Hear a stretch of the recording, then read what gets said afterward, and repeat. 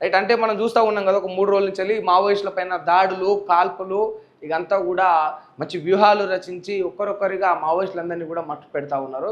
ఇది వెంటనే వీటన్నిటిని కూడా ఆపేయాలి, మనం శాంతియుతంగా మాట్లాడుకుందాం అన్నప్పుడు కూడా పోవాలి. ఎందుకంటే ఇప్పుడు టెర్రరిస్టుల మీదకేమో మనం దూసుకుపోం, టెర్రరిస్టుల మీదకేమో మనం వెంటనే దూసుకుపోం.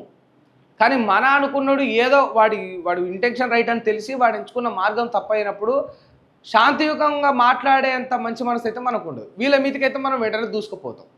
అవును, ఆబ్వియస్లీ నిజంగా చెప్తా ఉన్నా, మావోయిస్టుల యొక్క ఇంటెన్షన్, వాళ్ళ యొక్క ముఖ్య ఉద్దేశం ఏంటంటే జనాలకు మంచి జరగాలి, ఏదో అంత సమరాజ్యం రావాలని, ఏదో కొంత ఎటు పోయి అది సొసైటీ మీదనే ఉంటుంది.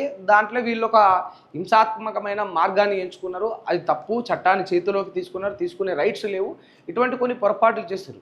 బట్ ఓవరాల్గా జనాలకు మంచి చేయాలనేదే పొలిటీషియన్స్ ఇంటెన్షన్, జనాలకు మంచి చేయాలనేదే మావోయిస్టుల ఇంటెన్షన్, జనాలకు మంచి చేయాలనేదే సంబంధిత ఈ గవర్నమెంట్లో అండర్లో ఎవరైతే ఉంటారో ఆ అధికారుల అందరి యొక్క ఇంటెన్షన్. మీ అందరి ఇంటెన్షన్ ఒకటే అయినప్పుడు, అంటే పోలీసులకు కావచ్చు, ఇంకోరికి కావచ్చు, మిలిటరీకి కావచ్చు, ఆర్మీకి కావచ్చు, ఇంటెన్షన్ ఒకటే అయినప్పుడు ఎంచుకున్న మార్గాలు వేరు.